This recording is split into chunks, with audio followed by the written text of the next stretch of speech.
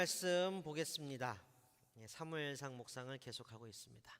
자, 지난주에 이스라엘이 까불다가 언약궤를 빼앗겼죠. 그죠?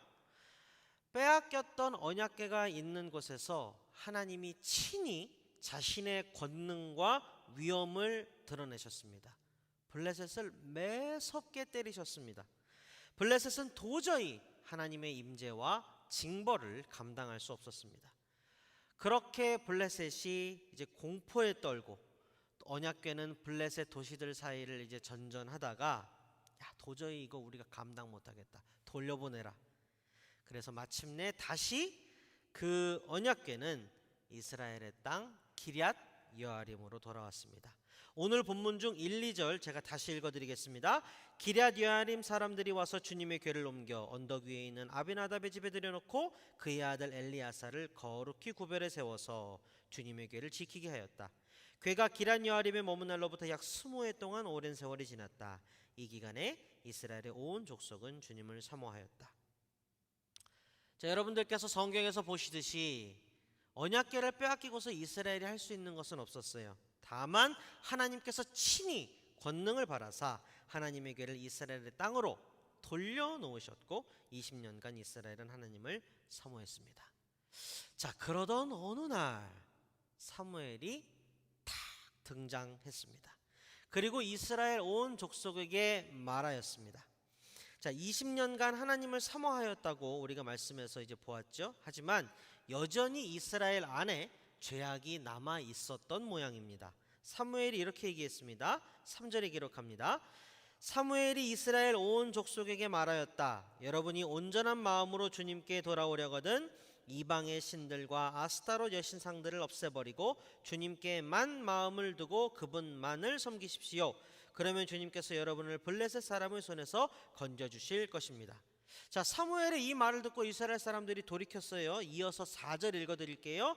이 말을 듣고 이스라엘 자손이 바알과 아스타롯 신상들을 없애버리고 주님만을 섬겼다. 자, 제가 조금만 부연을 하자면 바알과 아스타롯은요 블레셋의 주된 우상입니다. 수많은 우상들의 우두머리격이에요. 바알은 남신이고 아스타롯은 여신입니다. 그러니까 왕과 왕비 같은 그런 존재죠. 그래서 고증학적인 자료들을 보면 바알과 아스타롯을 섬기는 죄는 굉장히 음란했었습니다. 그런데 사무엘의 말을 듣고 이스라엘 안에 깊이 녹아들어 있던 음란한 바알과 이 아스타롯 죄를 그쳤고 여호와 하나님만을 섬겼습니다. 자, 우리가 지금 나누고 있는 이 미스바 그리고 이 에벤에셀 이야기 아마 우리 성도님들께 익숙한 내용일 겁니다. 미스바에서 자복하고 회개한 이스라엘을 하나님이 매우 기뻐하셨죠. 그리고 그렇게 모여있던 이스라엘을 기습 공격하려고 블레셋이 왔는데 하나님이 천둥으로 물리쳐 버리셨고 이스라엘은 여호와 하나님께서 여기까지 우리를 도와주셨다 하고 감격하며 도움의 돌 에벤에셀을 세워 기념하였습니다. 그리고 사무엘이 살아있는 날 동안 여호와 하나님의 권능의 손이 친히 블레셋을 막아주었습니다. 자, 13절 읽어드리겠습니다. 그래서 블레셋 사람들이 무릎을 꿇고 다시는 이스라엘 지역으로 들어오지 않았다. 사무엘이 살아있는 동안에는 주님의 손이 블레셋을 막아주셨다. 그야말로 이스라엘에게는 할렐루야입니다. 자, 사랑하는 성도 여러분, 오늘 이 말씀을 묵상하면서 제가 우리 귀한 성도님들께 꼭 소개하고 싶은, 들려드리고 싶은 이야기가 하나 있습니다. 우리가 이렇게 성경을 읽다 보면요, 야, 대단하다, 부럽다, 놀랍다, 무섭다 등등 이제 감정 반응을 하죠. 그리고 생각을 합니다. 그런데 많은 경우에 이렇게 생각을 해요. 이거 옛날 얘기 아닌가? 요즘에도 이런 일이 있나? 에이, 뭐 그냥 책 속의 이야기이겠지. 이게요 이래버리면 그때부터 성경의 이야기가 멀게만 느껴집니다. 그죠?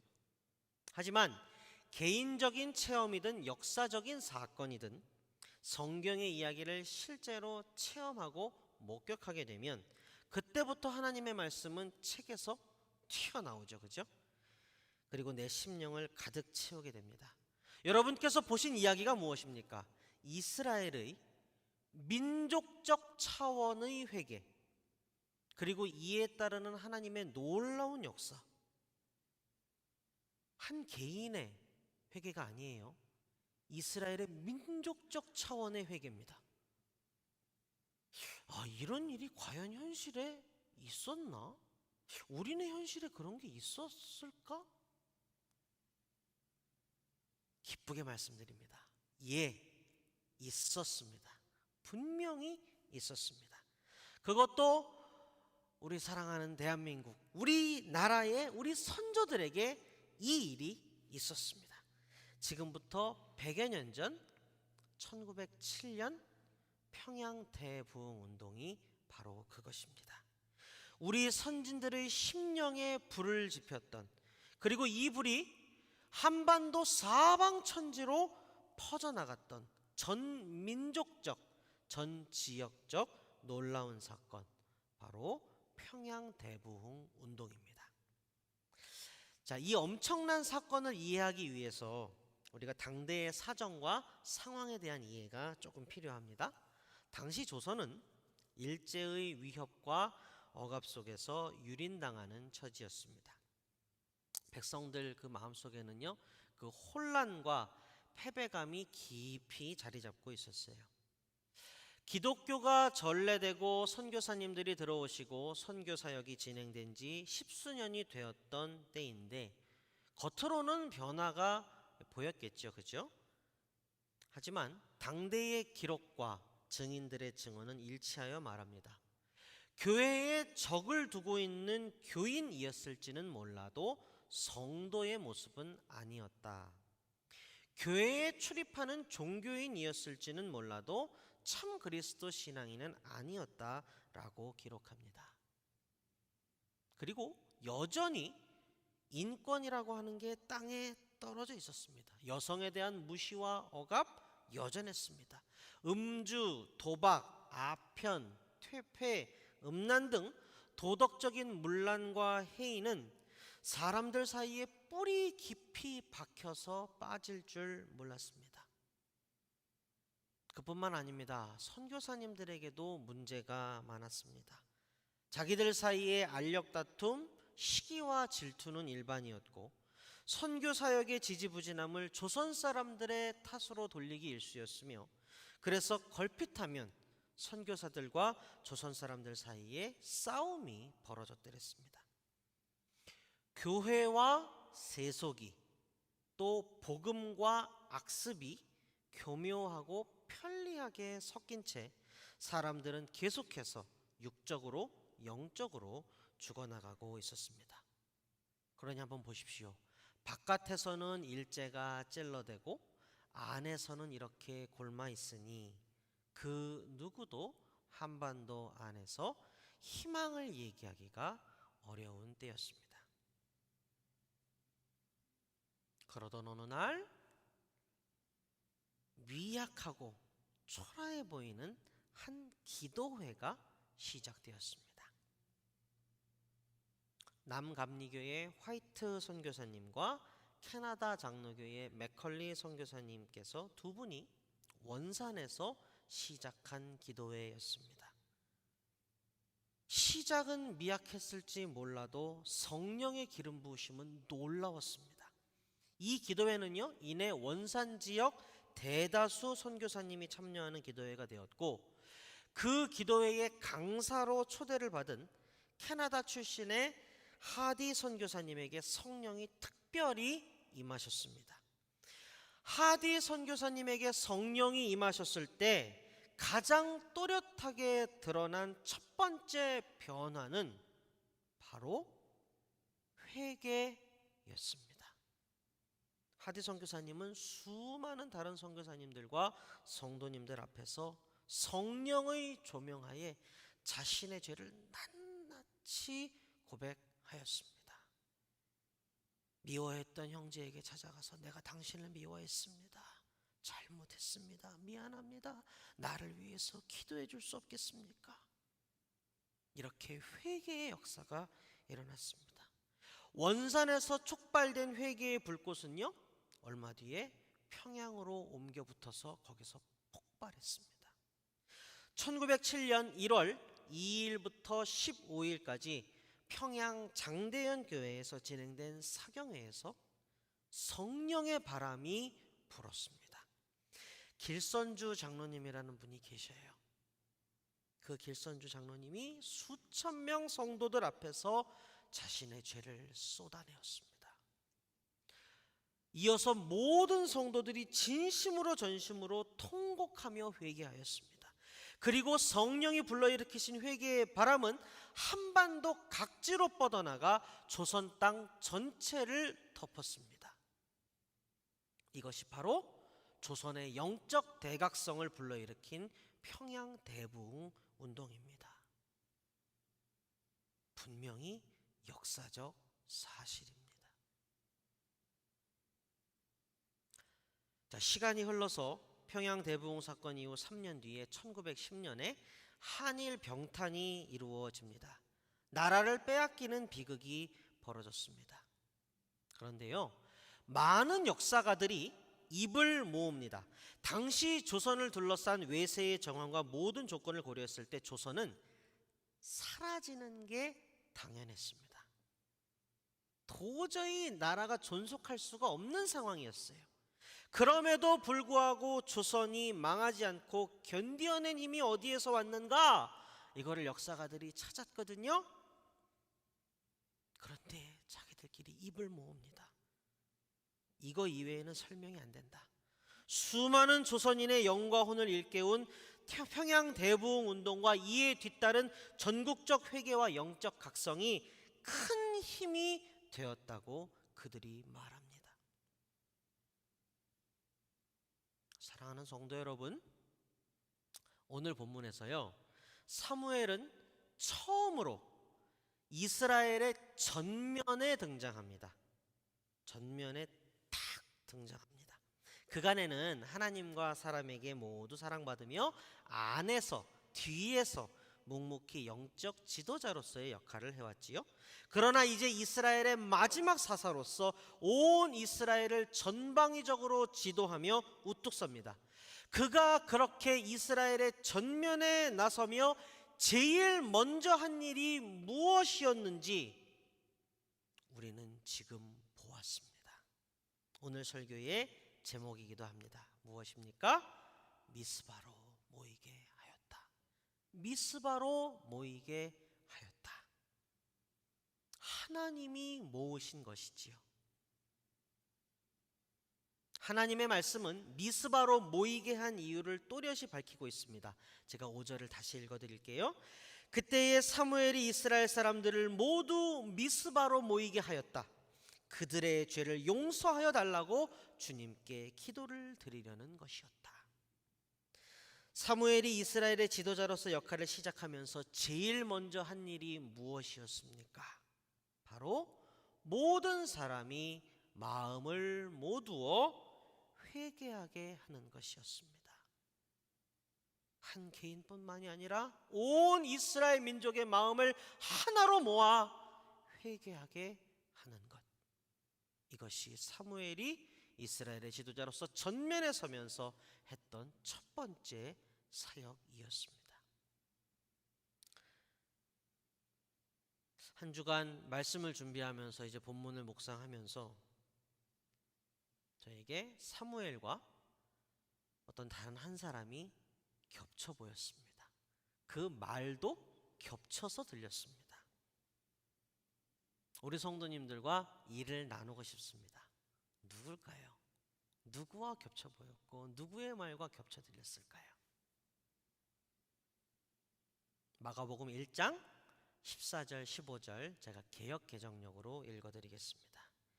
요한이 잡힌 후 예수께서 갈릴리에 오셔서 하나님의 복음을 전파하여 이르시되 때가 찼고 하나님의 나라가 가까이 왔으니 회개하고 복음을 믿으라 하시더라.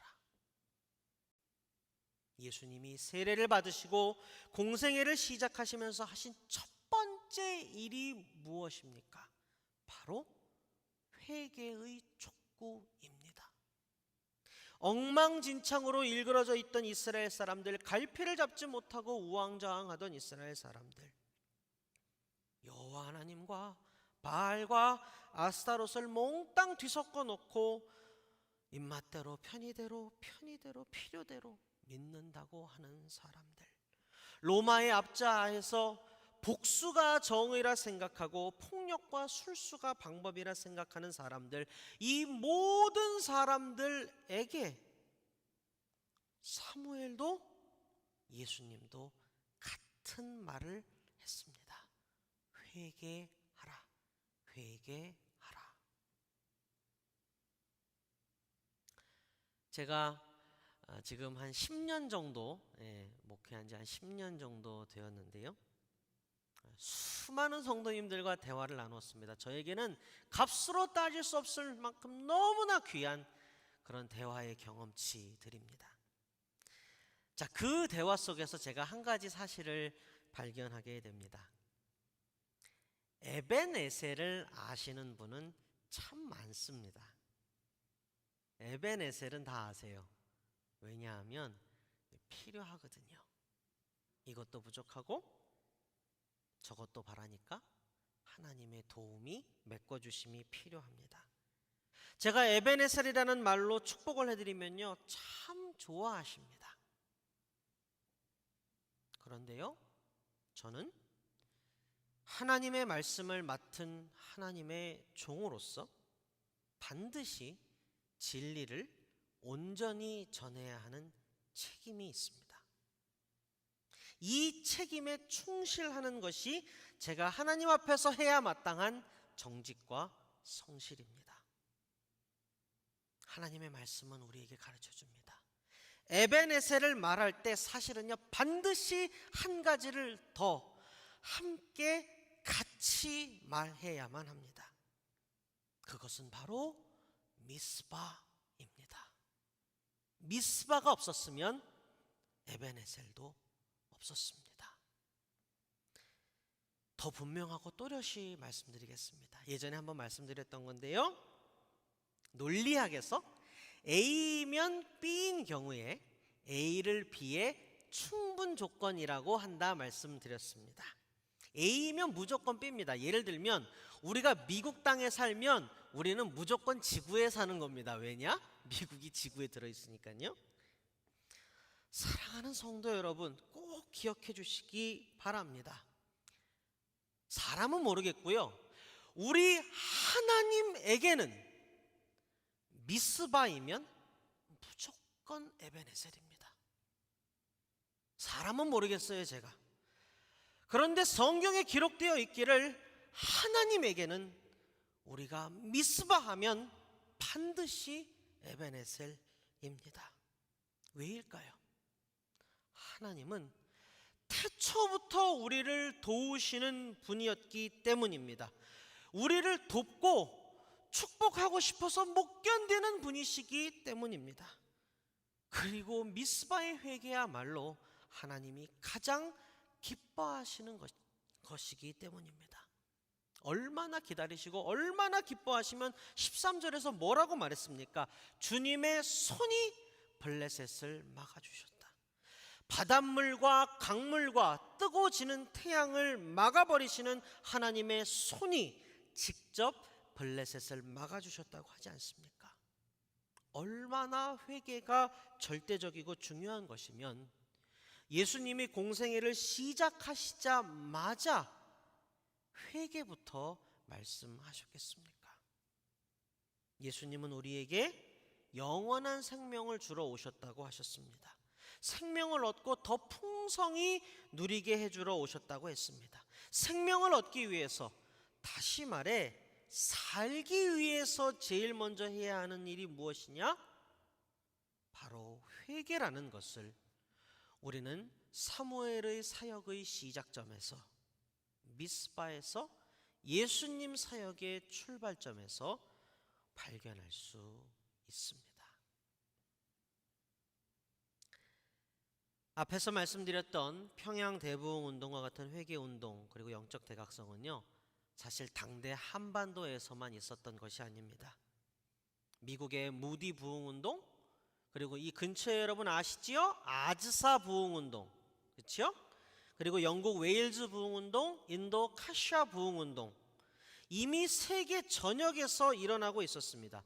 부흥 운동이라고 명명은 하지만 이 모두는 회개 운동입니다. 회개 운동이 아니었던 부흥 운동은 단 한 번도 없었습니다. 애통하고 자복하며 진심으로 전심으로 회개했을 때 그 성령이 불어대신 회개의 바람이 확 지나고 난 뒤에 보니까 막 생명이 움트고 막 부흥이 일어나기에 부흥 운동이라 부르는 것일 뿐 본질은 회개 운동입니다. 그리고 회개 운동은요, 시작과 끝이 같습니다. 여러분 이것을 꼭 기억해 주십시오. 회개 운동은 시작과 끝이 같습니다.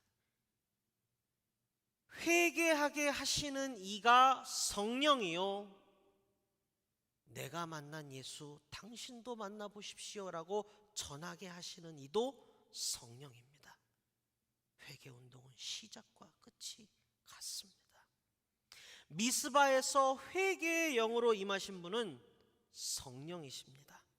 미스바와 센 사이의 땅이 아니라 이스라엘 모든 백성들의 심령 한가운데에 에베네셀을 세워주신 분이 바로 성령이라는 말입니다.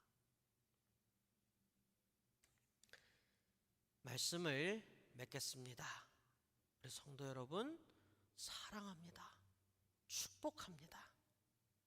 진실로 여러분 삶의 자리에 각 사람 심령에 에베네셀이 세워지기를 진심으로 전심으로 축원드립니다. 그러므로 사랑하는 성도 여러분, 하나님 말씀에 근거하여 간곡히 권면드립니다. 미스바로 모이십시오. 미스바로 찾아가십시오. 하나님과 여러분 사이에 어그러진 것이 혹여 없는지 꼼꼼히 찾아보셔요. 말씀의 거울에 비춰주셔요. 회개의 영이신 성령께 내 심령을 밝히 비춰달라고, 조명하여 달라고 기도해야만 합니다. 그리고 우리 모두 진심으로 전심으로 회개의 영이신 성령을 사모해야 합니다. 회개의 바람이 우리 각 사람의 심령과 삶의 자리에 휘몰아치기를 기도합니다. 그리하면 어느 날 분명히 보게 될 겁니다. 성령이 지나가신 모든 자리에 에베네셀이 분명히 세워져 있을 것입니다. 우리 다 함께 기도하겠습니다. 성령 하나님, 이 시간 우리의 마음을 모두어 간절히 기도 올립니다. 빛의 영이신 성령님, 우리의 심령에 밝은 빛을 비춰 주옵소서. 그리하여 눈에 보이지 않는 깊은 곳에 감추어진 죄악까지도 모두 드러나게 하시고 하나님 앞에 쏟아놓게 하시고 진실로 마음을 찢는 회개를 하게 하옵소서. 우리의 참된 회개가 곧 우리 심령에 생명수를 흐르게 할 줄로 믿습니다. 우리가 회개할 때 우리를 의롭다 불러주시는 하나님을 믿고 의지합니다. 주님, 오늘도 말씀의 거울로 우리를 비춰주심에 감사합니다. 이제 우리 각자가 미스바로 찾아가서 온전한 회개를 다짐하오니 주여, 부디 우리의 심령과 모든 삶의 자리에 에베네셀을 세워 주옵소서. 예수 그리스도의 이름으로 기도합니다. 아멘.